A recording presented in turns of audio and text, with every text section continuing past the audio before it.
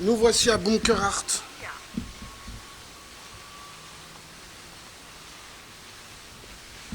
Nous voici à Bunker Hart. Donc le bunker, le plus grand bunker, le plus grand bunker j'allais dire de France, d'Albanie. On commence le Bunker Hart. Non. Ça commence, c'est parti. Non, calme-toi, coquillette. C'est parti. De toute façon, faut-y, coquillette. Amour forever. Moi, allez au forever. Parti. Allez hop. Le bunker. Là, il y en a un là.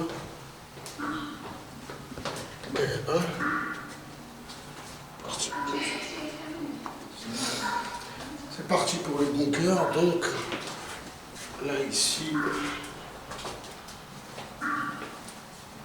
Donc là, ici, on est dans le bunker. Donc ça commence. Regardez, la porte, elle est énorme. La porte pèse. J'arrive même pas à la fermer.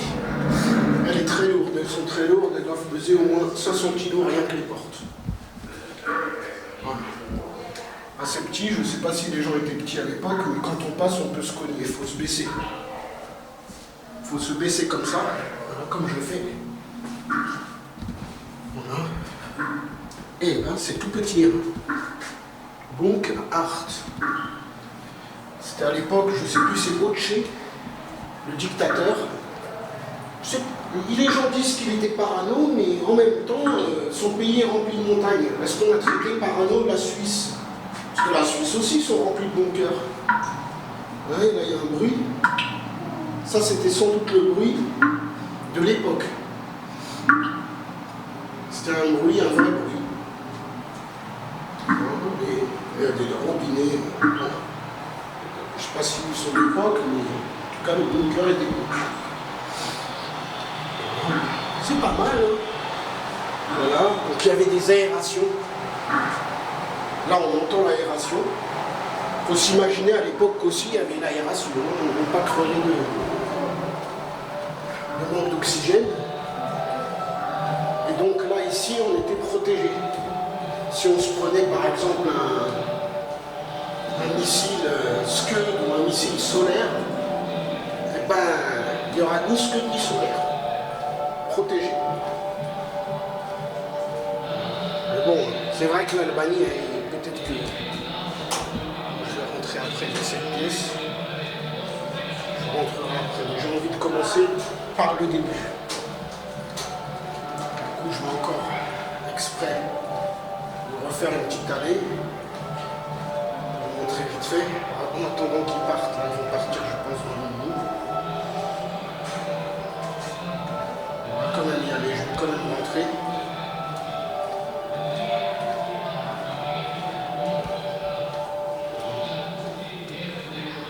Regardez les autres trucs. Voilà. On va y aller ici, là. Là, il y a la chronologie inversée. Donc en 1942, il a dû être créé pendant la Seconde Guerre mondiale. Donc là, on retire un peu de paranoïa du côté de Tchèque. Il l'a fait pendant la Seconde Guerre mondiale. Il s'est dit, bon allez, je fais le bunker. 43, 44, je sais pas, c'est dommage parce que c'est pas traduit. Ça s'arrête à 99. Sans doute, jusqu'en 99, il devait y avoir encore des gens à l'intérieur. Je fais l'autre pièce après, je me rentre dans celle-là parce qu'il n'y a personne. On a un fusil d'époque, mais là c'était, je pense, un endroit d'artillerie. Il y a ça, il y a le fusil, il faut s'imaginer ici qu'il y avait plein de fusils, il y a 5, 10, donc 10 armes au cas où, vu que c'est à l'entrée. L'entrée juste à côté, donc il faut placer une place d'armes collée à l'entrée. C'est comme les forteresses. Là, il y avait, je ne sais pas si c'est les balles ou les missiles, je pense que c'est des balles asiatiques. Je pense qu'il a dû travailler avec les Asiatiques, hein. C'est pas par hasard. Donc sans doute, c'était l'époque communiste à l'époque, il faut se rappeler. Le régime communiste, peut-être que les grands patrons étaient la Chine à l'époque. Déjà, hein. Pourtant, on est en 1945. En France, tout le monde disait la Chine mangeait des cailloux, mais apparemment, ça prouve le contraire. Ouais, ils étaient peut-être familles et tout, mais en tout cas, ils vendaient des armes déjà à l'époque, pas que les Américains. Voilà, aussi, ça aussi, c'est chinois. C'est une mitraillette pour tirer dans les airs, donc attaque aérienne. Voilà, donc si on attaquait, elle roulait. Je pense pas qu'elle était dehors, peut-être dans le bunker aussi. Et puis s'il y a une menace, il y a quelqu'un qui, je ne sais pas si on peut dire se sacrifier, il y a quelqu'un qui prenait son courage à deux mains, qui sortait. Peut-être pas qu'une, hein, peut-être 5 ou 6, et puis il y en a un, il protégeait encore plus, c'est-à-dire on se fait attaquer, mais c'est pas pour ça qu'on se défend, c'est pas que bunker, c'est aussi pour attaquer aussi, pour se défendre, je pense. Ils se laissaient pas faire. Là, il y a des genres de... c'est la carte de l'Albanie. Carte de l'Albanie. Je reconnais les côtes.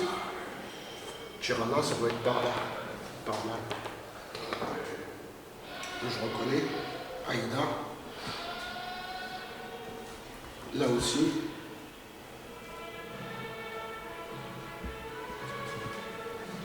Et puis ici, les tables. C'est pas mal, hein. Je vais aller voir juste l'autre pièce et je reviens dans cette pièce. Voilà. Oh là là, c'est magnifique. Donc là, c'est très beau quand même. Là, c'est les appartements Ocha. Il y a des sons de l'époque. Voilà, donc à l'époque, ça doit être le téléphone rouge. Ocha, il était là-bas, le dictateur, le président de l'Albanie, se posait sur ce siège. Interdit de s'y poser. Je ne vais pas m'y poser parce que bon, je filme et tout, je ne veux pas avoir de problème. Donc voilà, il y avait... à l'époque, c'est le téléphone rouge, ça, c'est le cas où il y a un problème. Ils téléphonaient, ils appelaient directement à... Je pense que c'est ça. Il est d'origine et d'époque. Voilà. Il est d'origine et d'époque. Hein. Vous entendez là? Ça c'était crise des missiles. Quand il y a des missiles. Hein. Un carnet de correspondance, non de... Si, correspondance. Que c'était caché respondance, il est marqué, mais là il est marqué correspondance. C'est je pense un carnet de, comment ça s'appelle, de route, un carnet de route pour essayer de remonter, qu'est-ce qui s'est passé, qui est venu, qui sort. Là ils écrivaient, donc il faut s'imaginer le téléphone rouge et là ils écrivent au cas où, ben, hop, les sièges d'époque, peut-être, je pense. Ils ont peut-être refait le cuir et tout, mais parce que c'est quand même vieux ça. Hein. Tout doit être d'époque. Tout est d'époque là. Je me demande même si le carnet n'est pas d'époque. Est-ce qu'on peut voir des trucs dedans? Non, on peut pas, malheureusement. Et c'est en albanais. Je vais ouvrir le truc. Métallique. Là, il y avait un genre de classeur. Là, des livres. Voilà, à l'époque, les livres. Ça, c'est les livres, voilà. Un autre téléphone. Un peu comme... Celui-là, il a l'air d'être moins important. Celui-là, c'est peut-être téléphone pour l'intérieur, pour appeler quelqu'un d'autre, au lieu de courir aller voir quelqu'un. Ils appellent et quelqu'un à 30 mètres dans le bunker ou 50 mètres il répond. Un peu comme le talkie-walkie. Celui-là il peut appeler dehors je pense. Voilà. Voilà l'époque. Une époque incroyable. Les photos, je vais me poser. très bon siège en plus. Donc Staline à l'époque. Voilà. Ah, donc c'est des photos souvenirs qui sont liées au bunker. Faut bien se le dire. C'est-à-dire que Ocha, certains disent parano et tout. Ou peut-être il aimait beaucoup Staline. Je pense pas que Staline lui a dit de construire un bunker, il devait beaucoup aimer Staline, et que c'est un communiste aussi, il devait même, je vérifie, non, s'être rencontrés peut-être. Peut-être ils se sont rencontrés. On va voir au niveau des dates. Là il y en a d'autres, tu vois, Choucha. Je crois que c'est lui, Ocha.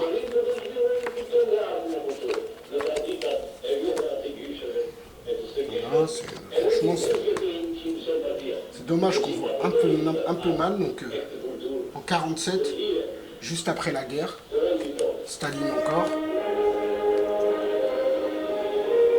Voilà. Encore les photos, on voit pas grand chose, mais c'est déjà pas mal. Voilà. Ça doit être Ocha jeune. Quand il a pris le pouvoir. Sur cette photo, il doit avoir 35 ans, je pense. Parce qu'à l'époque, les gens... Enfin, quoi que même plus jeune, parce qu'à l'époque, les gens vieillissaient un peu plus vite, peut-être. Peut-être 30 ans, il a, sur cette photo. Voilà. Donc là, l'Albanie. L'Albanie, l'oiseau. Je peux vous montrer, plus ou moins. On fait ça, ça, et hop là. Et en fait, de moi, on voit pas grand-chose, mais quand on est en face, on voit un oiseau qui bat des ailes. C'est le signe de l'Albanie. Je ne sais pas si c'est une hirondelle ou... Voilà. C'était très très bien. Je vais le réouvrir pour les gens, pour que les gens profitent. Encore un téléphone. À l'époque, où les téléphones rouges, on dirait que c'est téléphone noir. Téléphone noir peut-être, parce que celle-là, elle a une batterie. Donc, il me semble qu'il n'y a pas besoin de la brancher. C'est la batterie, tu décroches et ça capte. Je pense, je ne suis pas sûr. Voilà, il faisait des petites décos comme ça. Voilà, donc à l'époque, voilà, Ocha, ses services de table. Porcelaine, je pense. Et c'est filmé, ne vous inquiétez pas quand même, c'est filmé là, c'est filmé, c'est-à-dire que tu prends quelque chose, bon, tu as intérêt à te barrer de l'Albanie rapidement. Parce que comme ici c'est un peu sacré, ils sont capables de dire que tu as bafoué Ocha qui est là, qui apparemment est encore respecté, alors que ça doit faire peut-être 40 ans qu'il est décédé.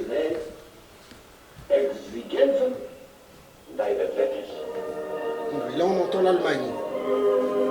Je ne sais pas si Hitler était communiste spécialement, certains disent nationaliste, mais on dirait un mélange des deux un peu. Je ne sais pas. Mais on dirait que c'est de l'allemand. Peut-être c'était par rapport à la Seconde Guerre mondiale. Donc il se posait ici, c'était en 42. Il sentait la patate. Je disais, on ne sait jamais que ça déraille en guerre mondiale et que ça n'a plus de sens. C'est-à-dire, une fois que ça démarre en guerre mondiale, même le Burkina Faso, il peut être attaqué. Pourquoi pas l'Albanie? Donc, il prenait ses comptes. Là, ici, il y avait son... Ici, c'est un genre de carnet comme de conduite, ou je ne sais pas, peut-être.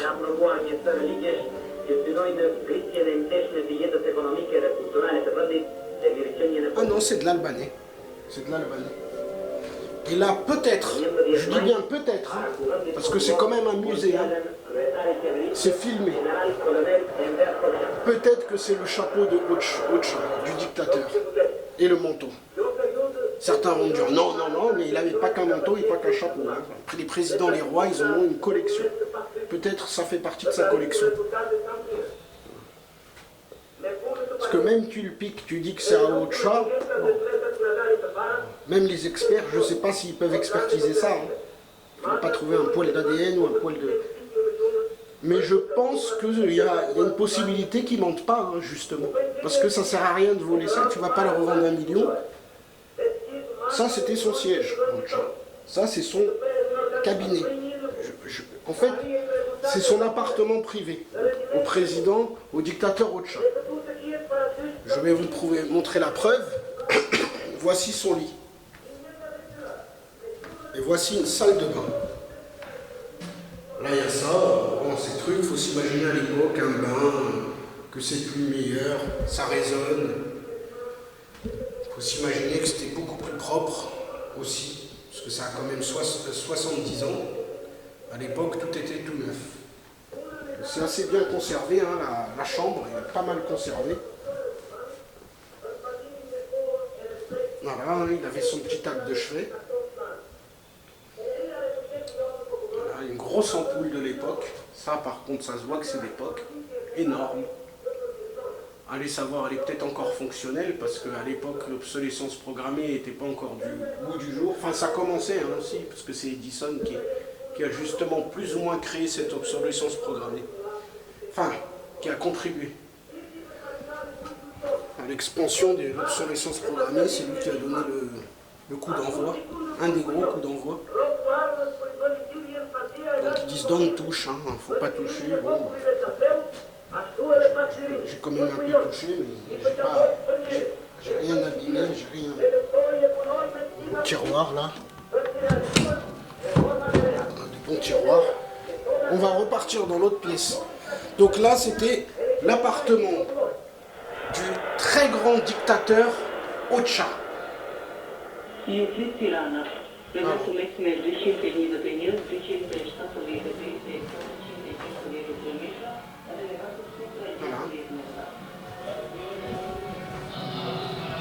là il y a des genres de trucs un peu à la... Je ne sais pas si c'est pas ottoman, non, c'est albanais. Ça ressemble un peu aux Ottomans, mais c'était à l'époque des Ottomans. Ça. Les Ottomans, c'est plus de 500 ans. De toute façon, on le voit là. Regardez. Regardez le casque. Regardez le casque. Regardez les allures, la posture ottomane. Là aussi.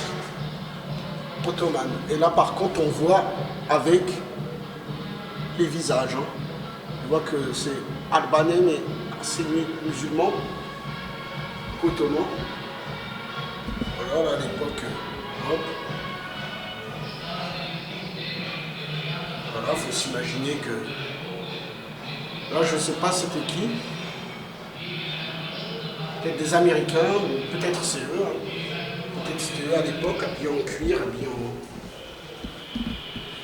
Si, ça a l'air d'être quand même l'Albanie. Tout ça, ça représente le pays. C'était quand même pas mal avec leurs avions, mais bon, l'avion n'est pas terrible, par contre ils sont bien habillés. Ah oui. Vous voyez là. Là il y a. C'est des vidéos, non pas de propagande, des vidéos historiques, tout simplement. Aucune propagande de l'histoire, peut-être à l'époque oui, maintenant on ne peut plus appeler ça de la propagande, on peut appeler ça de l'histoire. Ça fait partie de notre civilisation, de l'humanité, des êtres humains, de la planète Terre. Tout se ressemble et tout est différent. C'est la magie. Chaque pays ont leur... Je reviens, je termine ici. J'avais fait le tour. Là, une pochette. Je pense pas que c'est la pochette Rothschild ou de la gourde. Là, c'est plutôt des soldats, quoi. Là, c'était peut-être un soldat, il avait tout le temps ça, une sacoche, s'il y a des papiers, des choses importantes, la gourde pour boire, et ça, j'imagine, un truc de pharmacie, peut-être quelques munitions au rap, je sais pas. Voilà. Et à l'époque, il y avait déjà l'électricité quand même. L'électricité est arrivée quand même en 1945, il y avait déjà le masque à gaz. Masque à gaz, celui-là, vous doutez bien qu'il est d'époque. Hein. De nos jours,